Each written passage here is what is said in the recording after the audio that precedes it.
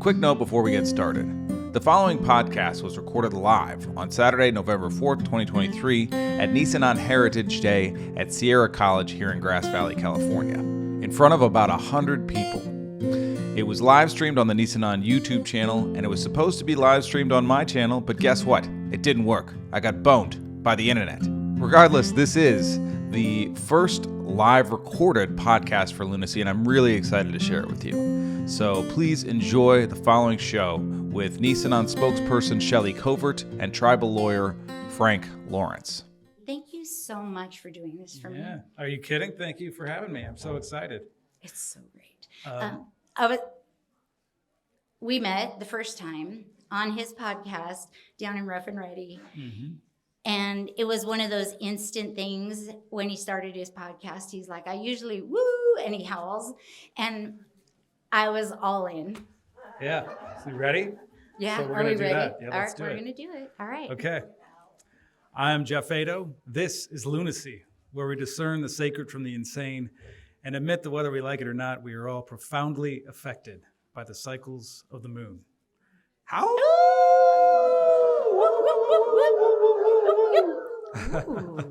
Yeah, that's good. We got an audience.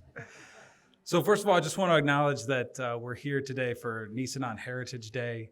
Shelly most generously asked me to come on board and do kind of a joint podcast. So this is both a Lunacy podcast and it's also the premiere episode of the Nisenan podcast. Did I get that right? Yes. Did I nail it? Nisenan Kawak, yeah. Right, Good job. So I'm super excited to be here today. It's a real honor to be invited. And, I initially had Shelly on the program because I really wanted to honor your people and also the land on which I live. You know, we live in a really beautiful part of Rough and Ready. There's no doubt that it was also well taken care of by the people who were there before. And so it was really important to me to get intimately involved with you and know you and know how it is that I might serve and be helpful to you. And so I want to definitely talk about that. I kind of wanted, so first of all, there's just an acknowledgement to anybody who's listening. You know, we might get into, we're not going to pretend like genocide didn't happen. So if that's something you don't want to hear, maybe skip this one, or you have small children or whatever. This could be, some of the content could be triggering, probably will be. But anyway, I wanted to start on a positive note. So let's start there. Really? What are some of the victories that you've had recently? That's a good question. Like the land back, the land acknowledgements maybe, and or whatever else you think is important. Yeah, some of the victories, that's interesting. Like I was talking about earlier, I was saying that just showing up to a meeting, I have no idea what's going on, but I'm getting my name on some sign-in list that somebody might see someday in the federal government that might make a difference. Like that is where my bar usually is, of like, woo, wind, which makes me feel like everything's positive because my bar's so, God, that sounds awful. Because my bar is so low, everything's a win. Yeah. Glad that didn't follow me into my dating life and my marriage. Horrible. That's a horrible mentality if I apply it to other things that are important in my life.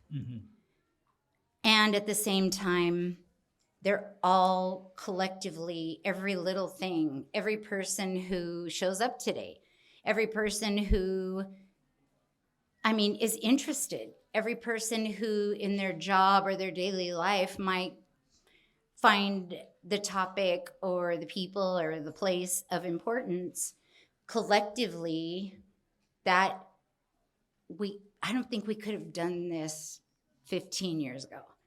I don't think the framework was ready. I just don't think the conversations had come far enough. Maybe not enough horrible stuff had happened that's right in our face for us to see, to make sure that we're moving forward as a species and not way backwards. People like actually want a land acknowledgement. Yeah. You know, we have the 3-paragraph thing that's pretty depressing. I mean, it's good for like somebody knows we're alive and still here and they're willing to say it out loud and adopt it for their organization. Like that is hugely great. The conversations around land back, rematriation, all these different things are incredible. Getting a lot more invites to some of those more obscure meetings, and I'm like, oh, I see who's in charge of things. Like I had clueless before, and it's really interesting. And I don't know. It depends on the day when I get my feelings hurt. Maybe I'm just that big of a baby, because I am. Because I try really hard, and then I get my feelings hurt, and then I'm like, you know, what's it all for? So you're going to read a land acknowledgement, you know, like that's totally going to change the world. And I get really sarcastic. And, but somewhere in between the two is Saturday Night Live. Yeah, right, exactly. And that's usually where I find my happiness, is because once it gets so absurd, I'm just like, oh, this would be the best. How many ways I could do the gold rush, like with my rotten, awful sarcasm. It would be gory and awful awesome. It would be great. Yeah. So great. that was a terrible answer, but yes. Well, so first of all, just to clarify for people, and I'm sure a lot of you who are here today know, if you go to the Onyx movie theater, you know, before they start, they say a land acknowledgement where they say this land was previously occupied by the Nisenan and it's been taken over. They did not give us permission to be on this land. Yeah. And we want to acknowledge them as a people, something along those lines. Mm-hmm. Yeah. And so that's a really beautiful thing. I mean, I'd also like to just declare that this is a victory right here. Right. Yeah, this is beautiful. If everybody could just audibly give Shelly and the Nisenan a round of applause so that we know that you're here.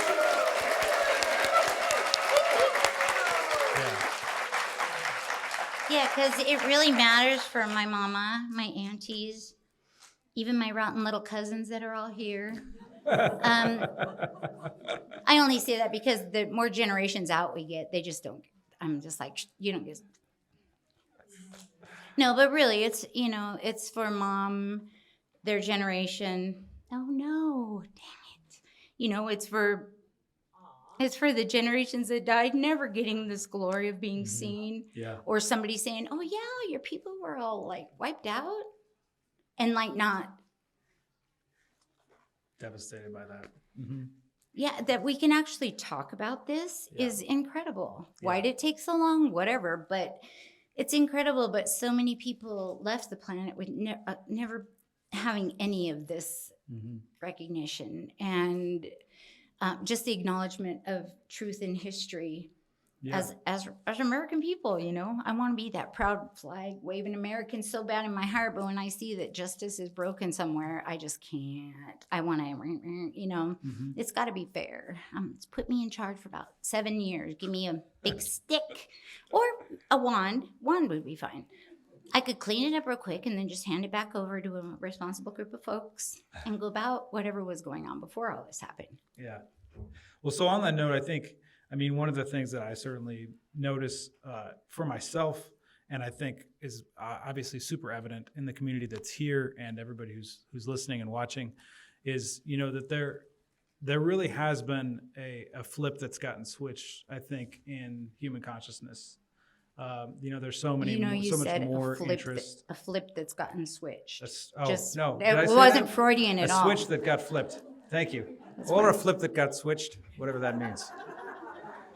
Yeah, thanks. But I do feel like that there's, you know, there's definitely so many more, you know, people are doing more plant medicine and ceremonies and cacao ceremonies and sweat lodge ceremonies and water ceremonies. People are much more interested in that history and the history of Indigenous people and how you saw things back in the day before, you know, all the terrible things happened, which we'll get into for sure.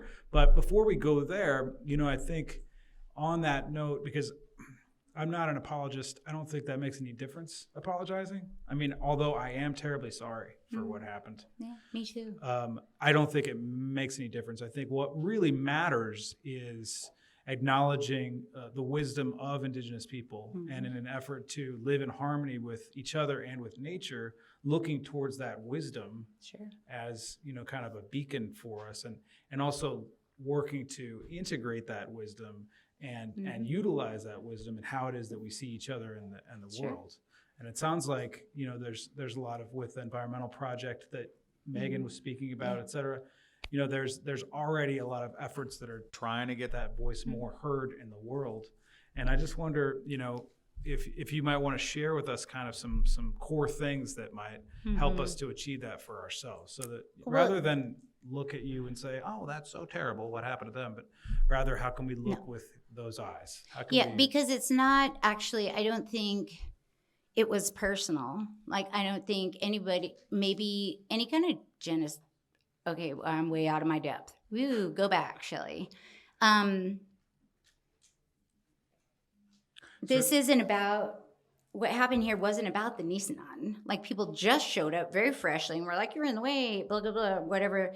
The depravity and the grossness of how killings happened is the thing that I hold here all the time. There's no apology. I like that too. What matters is if we want to show up as authentic humans in the future and have something that's not that the King's Forest scenario, then the only way to do that is to recognize how twisted stuff is. Wow, it's really hard for me not to drop cuss words. I didn't know it was going to be this hard. No, my mom's right there. Okay. How about you do it? Is it okay, Mom? Can she cuss? Oh, she can't hear. This is great. She won't hear anyway. Oh, no cussing. Okay, no cussing. Good. I forgot she All right. couldn't Well, hear. I anyway, we wouldn't can have called imagine some myself out, expletives. right? Yeah, please fill in for yourself. Do Fill me in a the favor. expletive blank. So number one, acknowledging the genocide that happened and really looking at it. And is happening still. When do we stop and go, whoa, whoa, whoa, whoa, whoa? Yeah. Like, where? That's right. Where did all the what?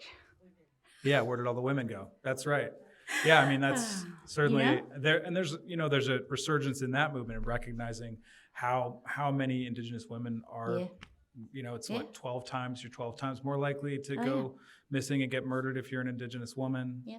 I recently listened to, there's the Pocahontas myth. There's a lady in Canada that redid that whole movie. It's called Makoa, Oh, wow. which was her original name, and they redid. You can watch the movie and listen to the soundtrack, which I highly recommend. And she just goes into how what actually happened. Yeah, and she was like 10 years old. She was 10 years old. She was raped and then eventually murdered. And not by choice, like Not the at whole all. story. That's the thing. Who gets to just John Smith was a I murderer. mean, maybe in films, make up your own story, write a book, whatever. Yeah. But you can't, I mean, I guess you can. Just go in and totally changes history. Yeah, just put a smile on it. I mean, that's the problem. Yeah. That's why we need a land acknowledgement. That's right. Wow. I mean, this And whole thing also is why just we so need an messy. acknowledgement of the genocide. So that's number one. Yeah. So maybe, that kind of brings us into like another question that I have for you, which is, what are the scars that are unhealed? I know we talked about this on our last podcast, but it's totally fun to repeat that information. And like, I mean, I know when we talked before, it was very startling for me and also my listeners. And I mean, I think people here want to know, so. Yeah, again, it's so strange to grow up with no expectations that anyone's ever going to know who we were. We're pretty completely erased. Like, that was done. I think there was someone told me one day that, having like no expectations and such a low bar is a trauma response. I was like, I don't know what that means. And so, as time's gone on, I'm starting to see things the way I didn't see them before. And there's one thing with what should happen. Like, people shouldn't genocide one another. You shouldn't like just go in and take everybody's stuff and be like, get out, Right. Too bad for your luck. And just go, I mean, unless that's the rules for everyone. Yeah. And so I think that's the way it's been for the families in the tribe, is those are the rules. Sorry about your luck. Get out. Nobody wants to hear you whining. Yeah. Shut the door while you're crying. It's over. Again, I Forget think I'm about so it. funny. Right. And Pretend it didn't happen. yeah, but then here comes this conversation, Black Lives Matter, all these different things, environmental justice, like rivers on the planet are getting like their own sovereignty and stuff. And so that's what makes things confusing for me. Yeah. When the story starts to change and I'm like, wait, what? And I'm sure it's going to take a long time for the two to catch up together. But that's the moment we're in right now, is now we've got part of the group coming of humanity or humans or whatever saying, we didn't know. How do we make a change? That, because I'm always protective of the tribal community. Like, since Mom can't hear, I'll talk about it right now, but, you know, like trying to get them to pretend with me and hope, and they won't get their hopes up. Mom, she's like, we don't want to get our hopes up. It's like, it'd be like, I don't walk across big open cliffs and gullies, you know, on thread or something. It's just, and for me, I'm Miss Pretend, give me my wand and my sparkles all day long. I'll be like, you know, I want humanity to be the best and all this stuff. And it took a long time just to break into that conversation with like, I don't get it. Yeah, and have safety around having that conversation. And so now here's the conversations all around. They're starting to pop up. And for me, it's really scary because what it does is start to, what is our lived reality was their lived reality, to be like, well, that lived reality doesn't have to be that way. And actually it is. Yeah. You know, I know, and it takes time, right, to get to the middle, to figure it out or whatever, put systems and policies and strategic plans in place, whatever it is that has to happen. But that is really scary for me. I'm scary to talk about it. And it scares me to, and I probably get it directly from Mom and my aunties, is their fear of instilling something that might make me get in trouble at some point in time.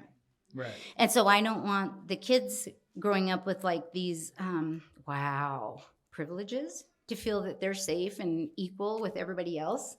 That's twisted. Right? That's twisted. We need philosophers and psychologists and historians and everything to really, like, if we're going to have the conversation, it's so deep and weird. Like it's going to take us a long time, I think, as a species to, if we really want to figure it out, or somebody who's just really just and caring and awesome gets the biggest stick on the most power on the planet and fixes it all. And then we carry on. But that's not going to happen. So.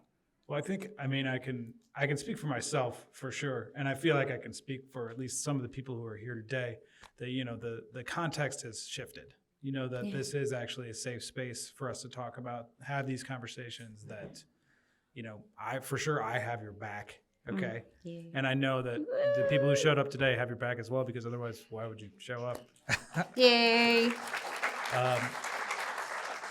And then I look at them, you know, and they know that you wouldn't be sitting here unless you were some awesome person. Because right? Is that true or am I lying?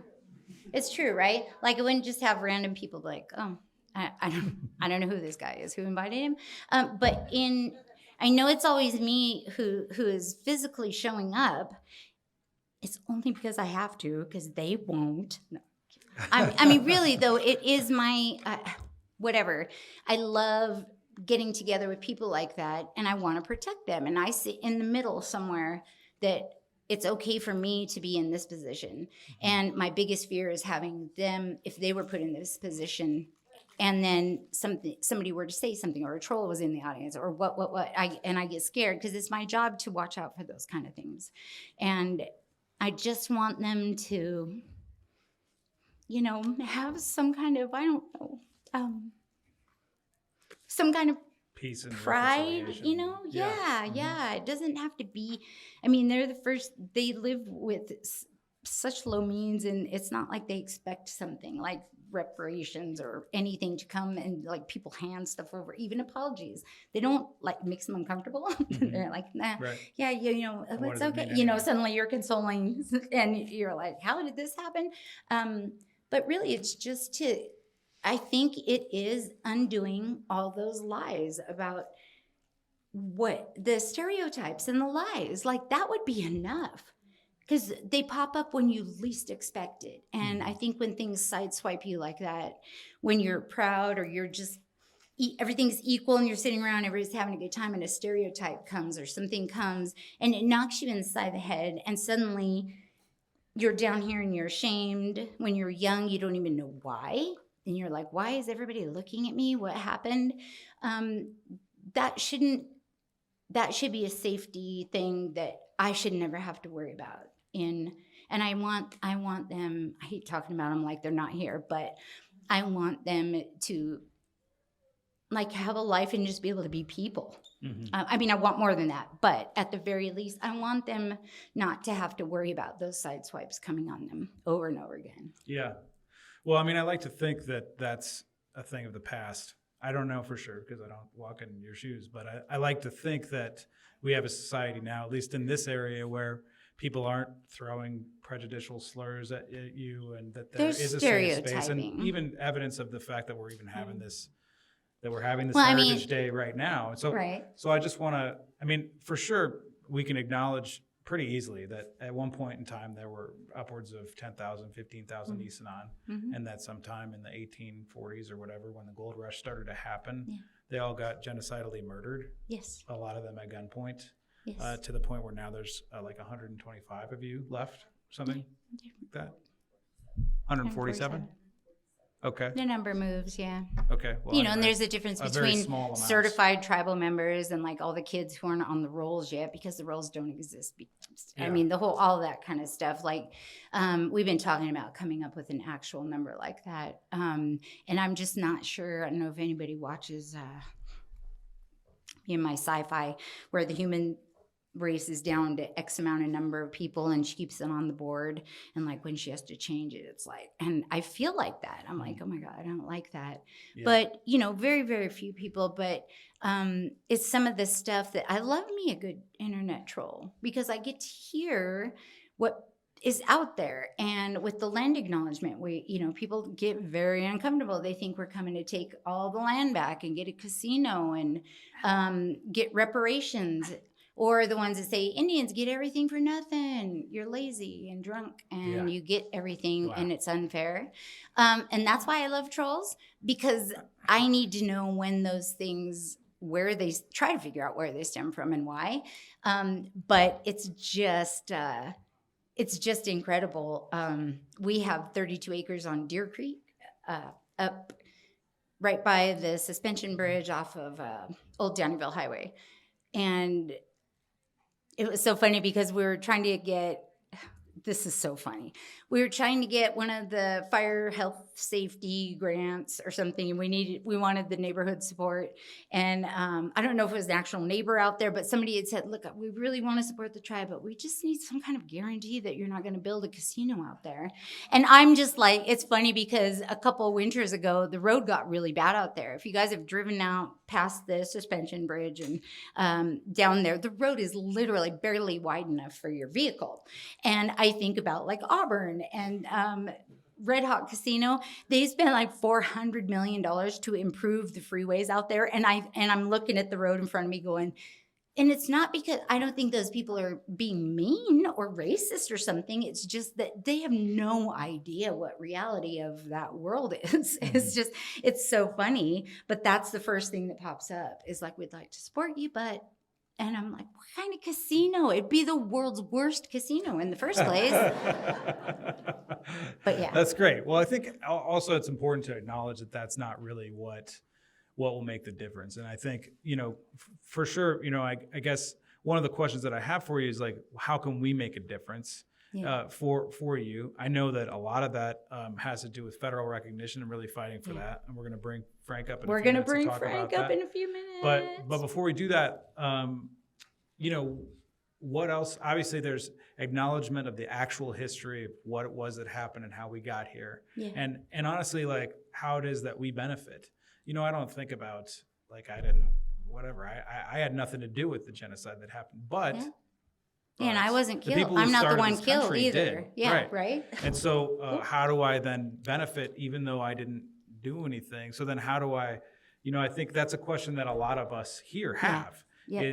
Well, we recognize that. We see the history. We know that this is a very bloody land that we live on, and unfortunately That's how it was formed. That's how this country was formed. And right. so And that's how is it that we as Americans, how is it that we, the people of Grass Valley and Nevada City, can really support you in a way that honors you? This is humanity's question. This Right. is exactly what I've been dancing around for like a long time now, is that it's got to be reverse engineered in the way that it makes sense for the future. Mm-hmm. I mean, you just said it. This is the story. Yeah. This is, you didn't kill me and I didn't kill you. So why are we sitting here talking about all this today? Right. Because at the very least, maybe if people wanted to live in actual societies that are going to last for a long time, like a lot of tribal societies did, and ancient societies, not a flash in the pan, we have to have some kind of agreement of what's fair, what's not fair, or at least the rules. I don't even want to talk about fair and not fair. Just the game rules of the game. What are they? And they need to be absolute. And, I used to play Monopoly with my cousin Arthur, and he always won. And after the first, second, third game, it's like nobody wants to play with Arthur anymore. Like, it's not fun to sit there and just watch him go, oh, score, when you land on his stuff, and it's just like, this is stupid. I feel like probably a lot of people on the planet feel like that today. It's like we're not engaged in the way that maybe some of the bigger players have more monopoly. They're having a good time playing the game. Whatever, rules are slanted in their favor. I just think that we're at that critical moment with the planet, with each other, that truth of actually what happened and how we got in whatever moment it is, if you want to talk about social, economic, the planet, the animals, spirituality, whatever it is, we need a clear and true record of what actually happened with no funny business, like no statues of people. No, if that wasn't that person's story, they don't get to be a hero. I'm sorry. Yeah, I think that's right. I think also, what comes up for me and I routinely talk about on this program and just in general is greed, that really fundamentally comes down to greed. Yep. That the reason that people murdered so many people back in the day was gold was more important than people. Yep. And by the way, not much has changed. I mean, right. Corporations they're psychopathic in nature. They're not, they don't consider people as valuable. And so that's kind of also what we're dealing with now. And I think part of what really is the critical in terms of transformation is us embracing more of a love operating system, really recognizing that we've inherited a fear-based, greed-based operating system. And we have to ask ourselves, how do I come from love more? How do I honor the earth more, the planet? How do I honor the people who were here before me? And a transition plan to move from one system to the other. It doesn't matter if you're going from real cash to crypto, or if we're taking our physical paper archive and digitizing it. We have to have a plan for the in-between time. That's a moment I'm in. Where's Megan? I'm like, oh my God, because everything we have is physical documents. And we're moving, I'm like, but what happens like if the lights go out or the computer dies? Like what happens to the digital files then? I've been well assured that it doesn't mean your papers are going to go anywhere. Right. But you can't just, there's a lot of people here with a lot of different opinions, and to think of a way that we could actually change it might be better for more people and the planet and the animals, like that needs to be planned out. And if we're telling lies and taking bribes or pretending, it's not going to happen. It's not going to happen. Well, I think for me anyway, fundamentally, like when I look at I think what we're talking about really is the system that exists. Right. And for me, when I look at the system, it just also seems hopeless. But what seems very promising is the transformation of the individual, and that each of us can value living in harmony with each other and the planet more. True. And then each of us can live from love more and see the value in that, and see that purpose is way more important than products. Right. That we can actually, leave a legacy that we feel proud of and feel like we made a contribution. Yeah. So that's for me. I know because those circles that radiate, like when you throw the stone and bloop bloop bloop, that is so real. I mean, we are the perfect example of watching that happen over and over and over and over. And sitting patiently and just observing and then watching. And I think, it's evident to me from talking to you and also talking to your family that so much of the wisdom of your tribe has been preserved, at least in your own knowledge and your own hearts. And that now now I feel that there's a safe space, a space face. There's a space face, you guys. All right, big time. There's a safe space for you to communicate that and be heard and like received. Yeah. And I feel like that's the moment that we're in now, which is why all these people are here and why I'm here. Yeah, I think so. And I don't know, it's the vibe of the place, it's the vibe of the planet, and that how many generations of our ancestors, they're literally dead under your feet. And like, do they just extinguish maybe when they die? I don't know what happens until I'm dead. Then I'll know everything, but it won't be very helpful by then. But there's a lot of people under wherever we are under our feet that if they have energy, then it's rolling. Yeah. And that's important. It's funny that it's so weird how I just think and solve things so much while I'm in a conversation like this. It's just like the insects that have such tiny lifespans, and maybe their 3 days or 12 days on the planet we can't even imagine. Like what's vibing with them, between a couple flies or whoever it is. Like, what are they accomplishing? What are they doing? And what you said, regardless of the system, it doesn't matter because guess what? We're going to be dead. Right. It's awful, but it's true. And it matters what we're doing in the moment. Yeah. And how do we change our values and choose our values wisely? Now, I know something that this is just a segue. Is Frank around? Where did Frank go? Frank's here. There's Frank. Yeah. So this is a segue. There's no doubt that something that would make a huge difference for the Nisenan Tribe is to have federal recognition. Absolutely. And so our good friend Frank Lawrence is here. He's a tribal attorney. If you want to come on up, brother. Yay, Frank. And he's been working diligently and tirelessly in this effort. It was great. When we first started working with Frank, please Can you come. sit in the middle? Please come join us, Frank. Yeah, When we first started working with Frank, because, he works with federally recognized tribes, who have sovereignty and self-governance and all this kind of stuff. And something happened, and we had said, I can't remember what was going on, but he goes, well, you guys are your tribe, you got to stand and lean on your sovereignty or whatever. And I just started cracking up, and I was like, lean on our what? Like, just because, oh, yay. Come on over, Frank. Should we squish together? Yeah, if we can, Don't drop the computer. Don't drop the computer, Jeff. Oh, these chairs are so scary loud. All right. Okay, good. That's better. And you have a mic. But it's all about, the self-governance and sovereignty.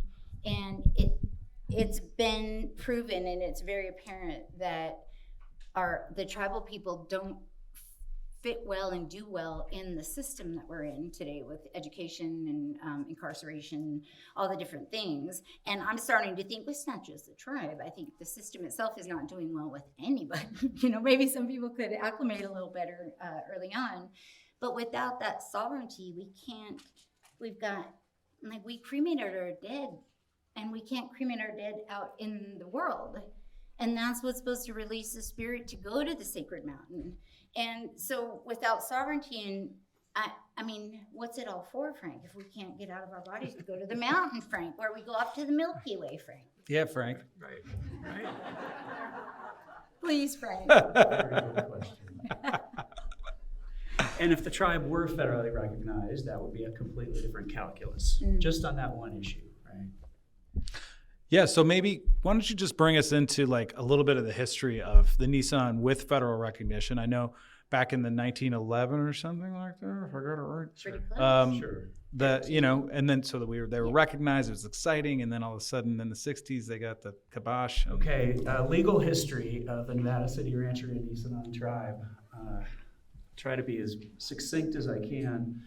A tribal leader, an ancestor, signed the Camp Union Treaty in 1852, which the federal government promised, 80,000 acres or something. It was 12 miles by 12 miles. 12 miles by 12 miles for a tribal homeland in western Nevada County. That, along with 17 other treaties negotiated in that era, went back to Washington, D.C. for Senate ratification, which is required under the Constitution, and the California legislative delegation lobbied against ratification. And so the Senate, instead of ratifying the treaties, put them in a vault and didn't tell anybody. They just buried them in the Senate vaults for almost a century. And by ratifying, you mean and so they didn't sign them. Because the Senate didn't ratify the treaties, they did not become federal law. Under the Constitution, the president can negotiate and sign treaties, but they don't take effect until the Senate ratifies them. So that's one piece of legal history. Fast forward to 1913, President Woodrow Wilson issued an executive order recognizing the tribe and setting aside a rancheria on Cement Hill, 75.48 acres on Cement Hill, as a tribal homeland. Then the next significant event in the late 20s, the federal government compiled a roll of California Indians. So there are a number of Nisenan ancestors who were on that roll. We have a lot of those records. You have a roll number that they say you have a roll number, but it's not really a roll number. Well, it's a roll number for the 1928 California Indian census roll, is what it is. And so we have those documents. 1934, Congress passed the Indian Reorganization Act, which was a federal statute that allowed Indian tribes to organize themselves as governments under this federal statute. And to do that required an election of the adult members of the tribe that would be conducted by the Secretary of Interior. So officials from the Department of Interior came to Nevada City Rancheria in 1935, the year after the statute was passed, and compiled a voter roll of adult members of the tribe that are eligible to vote in an election. That election happened and the tribe voted to organize under what we call the IRA, the Indian Reorganization Act. So we have two kind of formal legal incidents of federal recognition of the tribe: 1913 executive order, 1935 an election under the statute. Federal Indian policy since European contact has swung like a pendulum, basically between genocide on one end to supporting and recognizing tribes and supporting tribal sovereignty on the other end of the pendulum swing. And the policy has done this over the entire history of the country. So in the 1950s, the pendulum swung back towards termination of tribes, and specifically in California. This was a policy lobbied for by Department of Interior and Bureau of Indian Affairs people, both in California and in DC, and also by congressional representatives, senators and representatives in Congress from California lobbied for it. And in 1958, Congress passed the California Rancheria Act. And the most charitable interpretation is this was an attempt to assimilate Indian people into mainstream American culture by letting them become private property owners and so on. And so that statute is at the heart of the tribe's lack of federal recognition today. The statute listed tribes that were eligible under that 58 California Rancheria Act. It had certain prerequisites to the sale of tribal land. And those prerequisites included job training. It included improvements to the land so that after it became no longer an Indian reservation and became private land, it would meet county codes. So Congress said first the BIA has to put in roads that meet the local codes: septic, water, sewer, building codes, houses have to be brought up to code and so on, so that once the property went into private ownership, it couldn't just be immediately shut down by counties. And then job training, educational programs, foods, supplements, and stuff to help Indian people become self-sufficient. Interpretation of the legislation itself, should the Native people not be able to read it and understand it, it's in its entirety. So there are all these long list of prerequisites. The government did none of it. And in fact, the BIA cut a deal with Congress. We have some evidence of that there would be no funding appropriated whatsoever for any of these prerequisites to the sale of the land. All right. But it happened. The sale of the Nevada City Rancheria happened by the affirmative vote of 2 members only. And the statute allowed for that. If all the prerequisites had been met, it would have been legal. They didn't happen. It wasn't legal. 2 members voted to sell the land and got the money from the sale of the land. None of the other tribal members got notice. None of the other tribal members got to vote. That act had another provision for terminating a tribe as a tribal government, separate from selling the land. And that prerequisite was a majority vote of all of the adult members of the tribe. And that never happened with Nevada City Rancheria. So the land was sold on its face legally under the statute, not really, because none of the prerequisites were met, but there was never an election to terminate the tribe. This was in 65. This was the 1958 California 1958. Rancheria Act. It took the election of the 2 members to sell the land happened in 59. It took until 63 to sell the land because there were, guess what, mining claims on the land that clouded the title, and it took the BIA 4 years to figure out what to do with these mining claims before they could sell the land. I'm sad because Searles, I just found this out fairly recently. Well, Searles, Searles Library, Searles Street, all that stuff. He was, what are they, Knickerbocker? Is it Knickerbocker? He was their lawyer all those years. One of the I'm mine like, claimants. well, that's all I need is to despise something else in life that I didn't really care about. It was pretty neutral. I'm like, whatever, So just share that with you all. So California Indian Legal Services is like legal aid, but for Indian tribes and Indian people. And in the late 70s, they brought a lawsuit because none of the tribes in California got any of these benefits that were prerequisites to sale of land or termination. So California Indian Legal Services filed a lawsuit, basically what you could think of as a class action lawsuit, naming all the tribes that had been illegally terminated and had their land illegally sold. Nevada City Rancheria was a named plaintiff in that case. The federal government did not raise the statute of limitations as a defense, and they negotiated a settlement, a stipulated judgment, in which the tribes won. Is that how I got my $68.82? No. I don't know. but Nevada City Rancheria was left off of the judgment in that case. It's called the Tilly Hardwick case. She was the lead plaintiff in that litigation. And the only explanation for why Nevada City Rancheria was left off was oversight and clerical error. So all the other tribes in that case got restorative federal recognition, including a number of tribes that are clients of mine. And I'll, by way of introduction, I've been a lawyer for 34 years, and basically all I do is represent federally recognized tribes.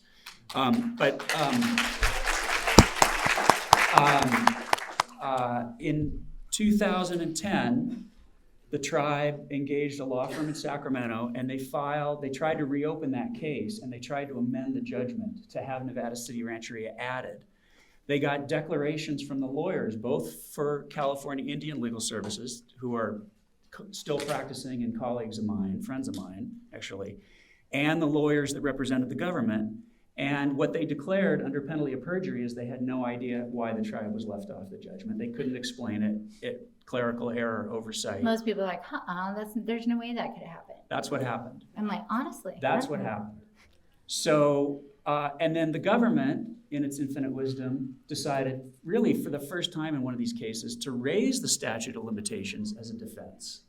So the effort to go back to 1983 was that judgment. The effort to go back to 83 and amend the judgment was thrown out of court on statute of limitations grounds. The tribe appealed, the Ninth Circuit affirmed, and that's the end of that case. Yeah, it's like they chose to use the time machine to go back in the case, but they only went back to 1983 and then shot forward 6 years because of some weird statute, which puts us in some random year that makes no sense. Right. So the court judgment was they had to bring this request to amend the judgment by 1989, or otherwise it was out of time. And it was 2010, so it was out of time. So that's the legal status of the tribe. That's the legal history of why the tribe is not federally recognized today, and where we are today. Clerical error. I'll stop. Clerical error. Yeah, that's great. Get better clerics. Yeah. So right, exactly. So that's a big pile of something. I'm not going to cuss because Mom said not to. Mom But said not to. That's just awful. So what's now? I don't know how much we've talked a little bit about kind of what the going forward strategy is, and also I guess in line with that, is there some way that we can help? Like, is there some petition that we could sign, or like, I don't know, can we storm the building or something like that? Or? There will be no building stormings. Okay, good. That's good. Yeah. No. So we've been working together for about 4 years now, and we talked about strategy, and we decided to build up from the ground floor up, to build up. So we've collaborated on collecting documentation. So what we really want to do is be able to connect today's tribal members to what we know were the tribal members on that 1935 voter roll, and also tribal members that were on the 1928 California census roll that I talked about. And so we spent quite a bit of time finding documents, scanning them, getting them in the cloud so that they're protected, and building databases. So Megan, whose talk was fantastic earlier today. Yeah, go Megan. And Professor Brian Daniels, who's a research fellow at the Smithsonian. He is a professor of anthropology and archaeology at the University of Pennsylvania, and he's the director of the Cultural Heritage Museum at the University of Pennsylvania, and is interested in unrecognized tribes in Northern California. Some weird obsession. So Professor Daniels and Megan and Shelly and Ember and myself, we've been working on this project, and we have had now for 2 years a 1,400-page document that takes the tribe's constitutional enrollment criteria and... You're going to say the word, aren't you? No, I'm not. And builds a document trail for each and every member of the tribe today, and connects them using descendancy rules that the Bureau of Indian Affairs operates by, and which is codified in federal law. Okay. What do you call that? I'm not going to say the word. I don't know what the word is. Consanguinity. Ooh, wow. That's a good one. So the Bureau of, if Congress has passed the American Indian Probate Reform Act, when real property, when a Native person dies that owns federally owned trust land, who's eligible to inherit that land, right? Those rules of descendancy and inheritance for land are a clear way of building a genealogy. And so that's what's happened. That's what we've done. And so for every member on the 1935 voter roll, for example, for the secretarial election that happened in 35, we can go and trace the lineage down to every single tribal member today. Shelly, Fantastic. Ginger, everybody. Cool. So that was a big step, right? Because genealogy.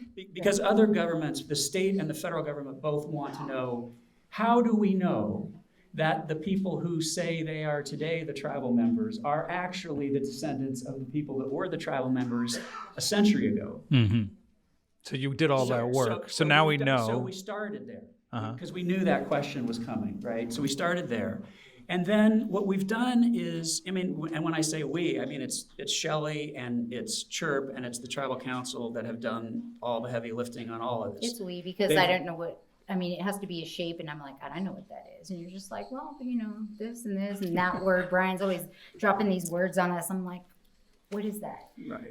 But we have way more paperwork than the federal government. And what we do makes way more sense than the federal government, is all I have to say right now. I'm sorry, Right. Please continue. No, so what I was going to say is that the visibility in the community that Shelly and the tribe and Sherp have built over the last 14, 15 years has culminated in a number of things that I think are real wins. You asked something about what kind of wins have you had. Mm-hmm. In the last 3 years, or maybe less, the Nevada City Council passed a resolution unanimously recognizing the tribe as the original tribe of this area and supporting the tribe's bid for restoration of federal recognition and pledging to work with the tribe. And I saw our mayor, Daniela Jimenez. She was here earlier today. I don't know if she's here. Fireball. Politicians love to take a bow, and I don't see anybody standing up. And then the Nevada County Historical Society did the same thing. They did the research, and they came to the same conclusion and passed a resolution, same thing. Grass Valley City Council, unanimous resolution of support and recognition. Nevada County Board of Supervisors, unanimous resolution of support and recognition. Wow. And a pledge of government to government collaboration going forward on land use, environmental issues, the range. Amazing. So starting local, building up. The next thing we did was California has something called the Native American Heritage Commission.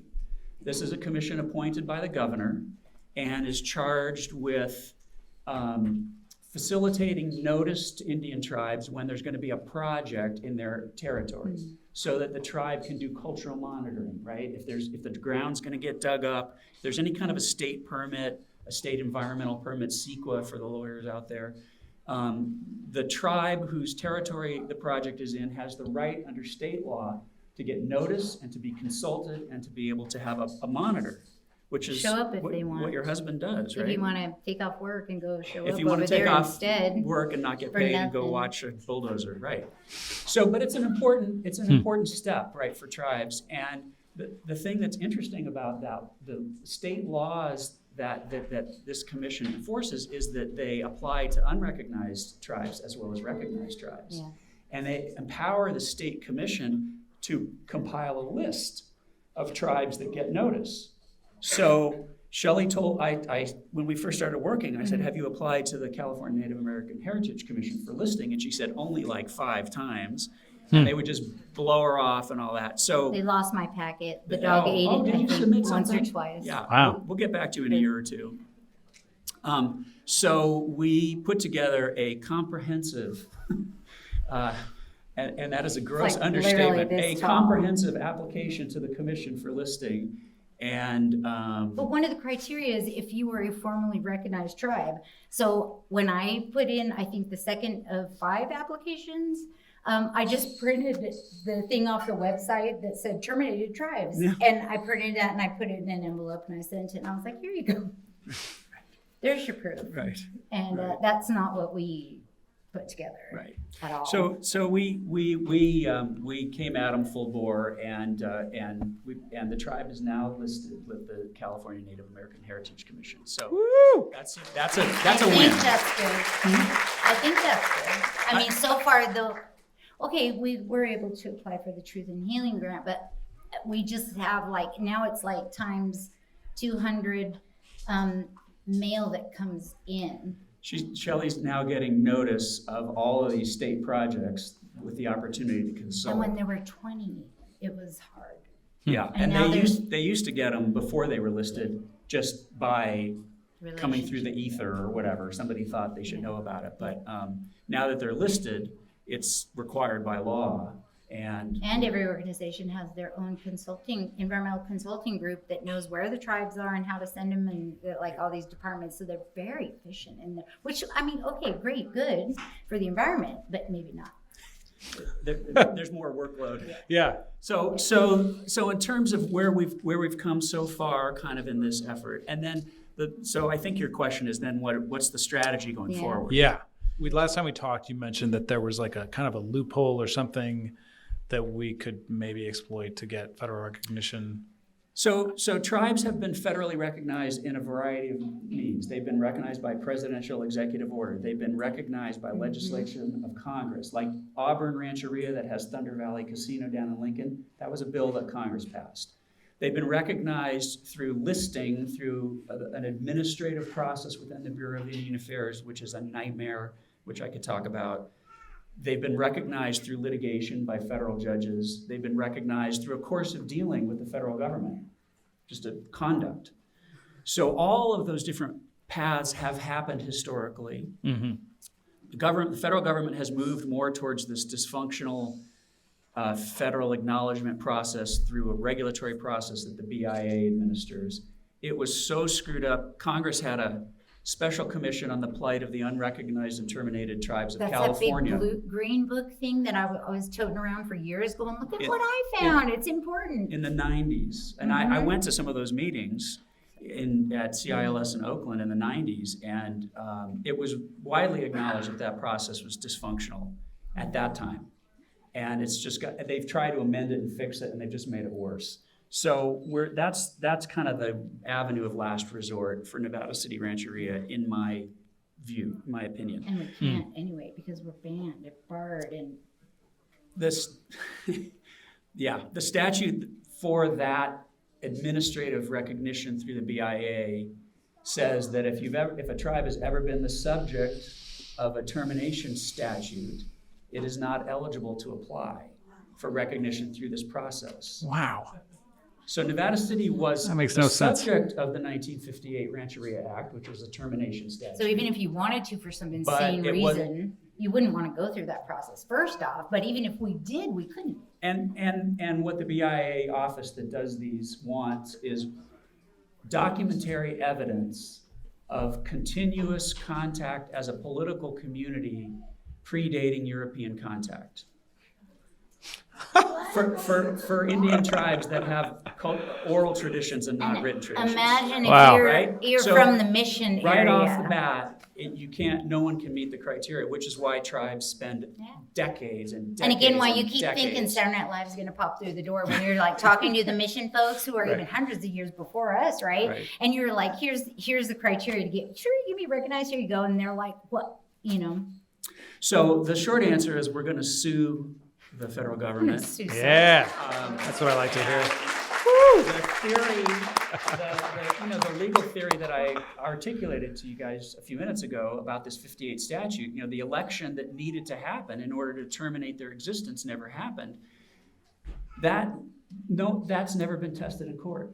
This will be a case of first impression. Everybody forgot about Cool. that part. It's like no one read the statute. And I talked to the lawyers for CILS who filed the 79 suit that restored most of the tribes. Wow. And one of them said, why didn't I think of that? Huh. Okay. So we'll see. I mean, this is not an easy road that we're going down by any stretch. And so, but that's the plan. We've got some projects that are time sensitive right now that we're working on.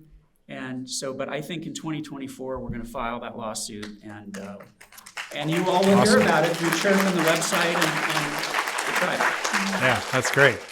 That's great. So I think a question that I have, and I know a lot of people are going to have it as well, is like, what difference will it make once the Nisenan Tribe does have federal recognition? Like, what doors does that open? How does that affect?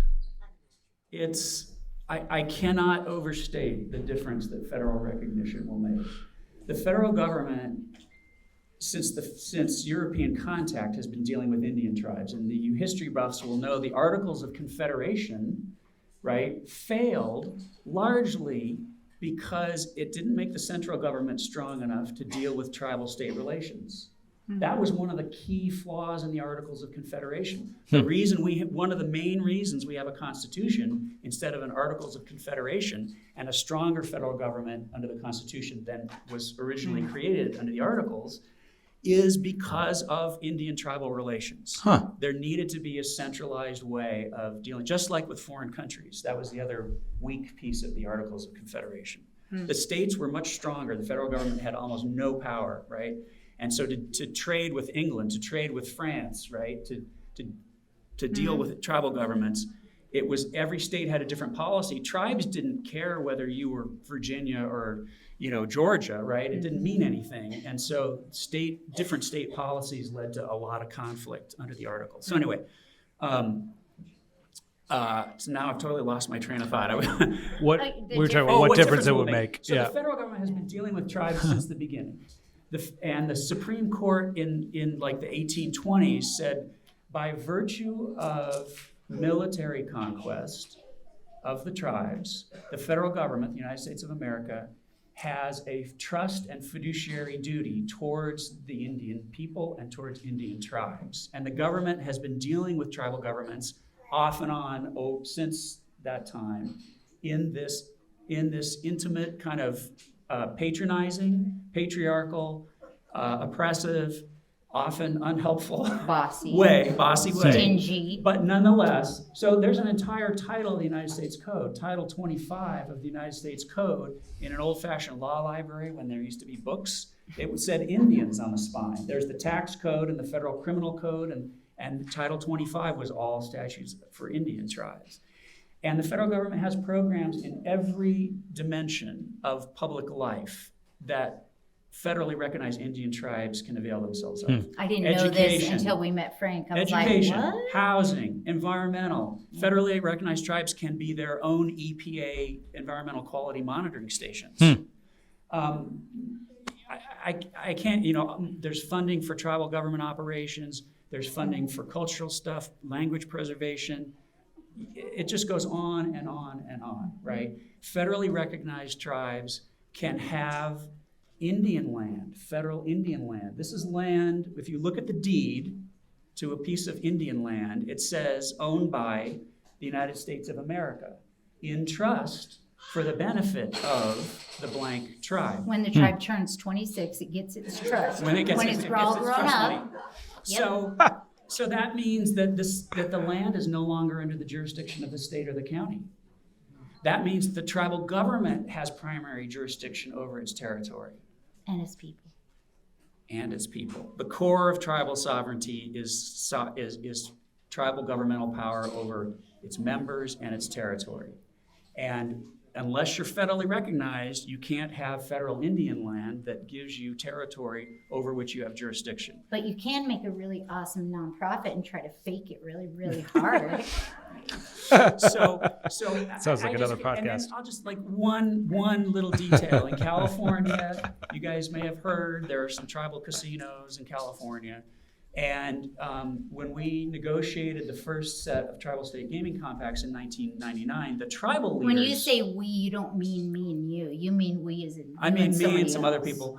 Just to make that clear, Jane, that Yeah. you know who you are. I can talk about that whole gaming issue if people are interested. But Sorry. so we negotiated those compacts. The tribal leaders of the federally recognized tribes said, we would like to create a revenue sharing fund that the tribes contribute to out of their casino revenues and that get distributed to tribes that either have no casino or have a little teeny casino, a non-gaming or limited gaming tribe. It's called the Revenue Sharing Trust Fund. Those tribes that are recipient eligible get $1.1 million a year, no strings, out of that fund. So the day that Nevada City Rancheria becomes federally recognized, they become eligible to receive $1.1 million just from Thunder Valley and Cache Creek and That's great. that kind of stuff. So I mean, and that's not even federal law. That's just these California compacts. So it would make a complete world of difference. Grant eligibility. Like I started out saying, there's no way to overstate the difference federal recognition will make for the tribe and its members. long term. Awesome. That's amazing. Well, look, we're going to wrap it up here because we got another conversation to have after this. But I just want to end. And first of all, I want to acknowledge you, Frank, for all the diligent hard work that you're doing to really create. Yeah.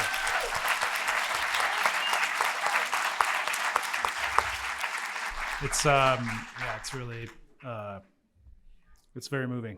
Thank you for all of your work and who you are.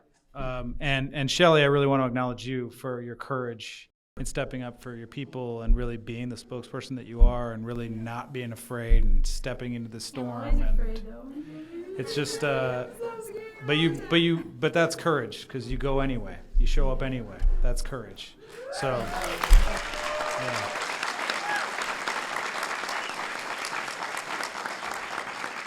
Great. Okay, that concludes today's podcast. If it's not clear by what you heard, it's incredibly moved to have been part of this event, and it's really the fulfillment of a deep vision of mine to help make a difference in my community and to help make a difference for those who have been so wrongly persecuted for so long. There's no doubt for me that conversations like this and gatherings like this are incredibly important to creating a beautiful future for all of us. And so I just really want to acknowledge you also for listening and being a part of this discussion, because that also makes a difference. This is now part of your consciousness and your thinking and will affect, hopefully, the way that you see things going forward. So thank you for being a part of this Lunacy community. I really appreciate you. If you want to get more involved with the Nisenan Tribe, you can go to nisenan.org. That's nisenan.org. If you'd like to support this podcast, you can go to patreon.com/Lunacy podcast. Lunacy community is coming soon. Really looking forward to that. Much love, everybody, and thank you for tuning in.